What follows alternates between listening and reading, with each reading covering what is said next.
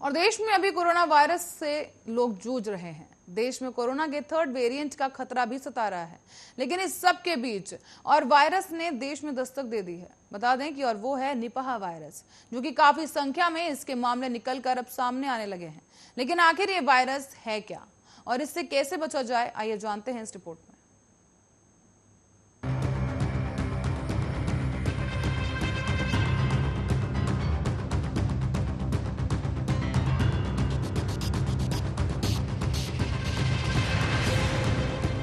Corona महामारी की दूसरी लहर से पहले से ही जूझ रहे केरल में रविवार को स्वास्थ्य विभाग को उस समय तगड़ा झटका लगा जब कोझिकोड में 12 साल के एक लड़के की मौत निपाह वायरस से संक्रमित पाए जाने की बात हो गई। एक रिपोर्ट के अनुसार 2 और लोगों में निपाह वायरस संक्रमण के लक्षण स्पष्ट हो चुके हैं।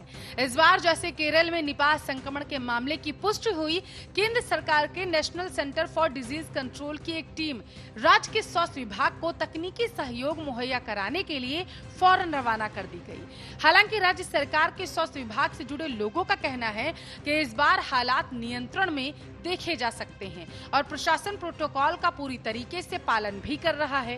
राज्य की स्वास्थ्य मंत्री वीणा जॉर्ज ने बताया है कि बच्चे के साथ संपर्क में आए 188 लोगों में से 20 ज्यादा जोखिम वाली स्थिति में पाए जा चुके हैं।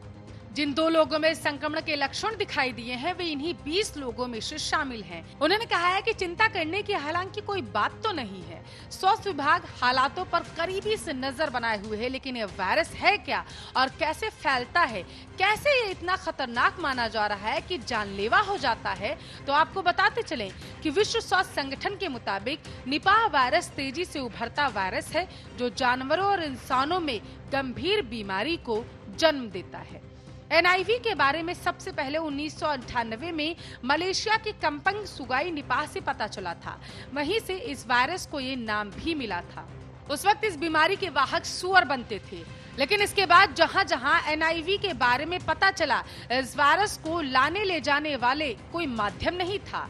साल 2004 में बांग्लादेश में कुछ लोग इस वायरस की चपेट में आते हुए भी देखे गए थे। इन लोगों ने खजूर के पेड़ से निकलने वाले तरल को चखा था और इस तरल तक वायरस को लेने जाने वाली चमगादड़ ही थी, जिन्हें फ्रूट बैट कहा जाता है। इसके अलावा इस वायरस के एक इंसान से दूसरे इंसान तक पहुंचने की पुष्टि भी हुई है और ये भारत के अस्पतालों में ही पैदा हुआ।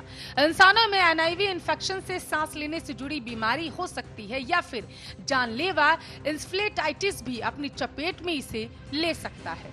इंसानों या जानवरों को इस बीमारी को दूर करने के लिए अभी तक कोई इंजेक्शन नहीं बन सका है। Centre for disease control and prevention के मुताबिक निपाह वायरस का इन्फेक्शन इंफ्लेटाइटिस से जुड़ा है, जिसमें दिमाग को नुकसान होता है।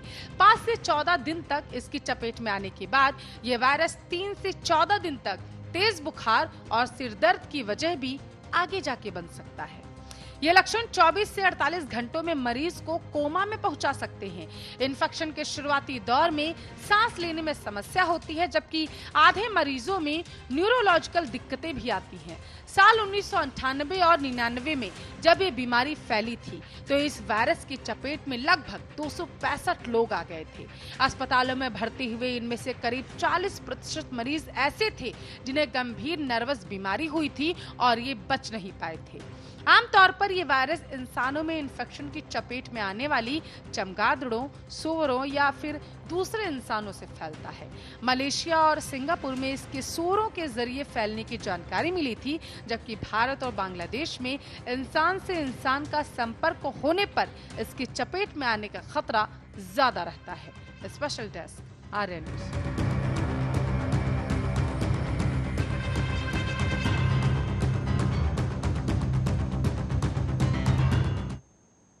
और इसी के साथ ही फिलहाल के लिए खबरों में इतना ही। देश और दुनिया की तमाम खबरों के लिए बने रहे हमारे साथ, देखते रहे आर्या न्यूज़।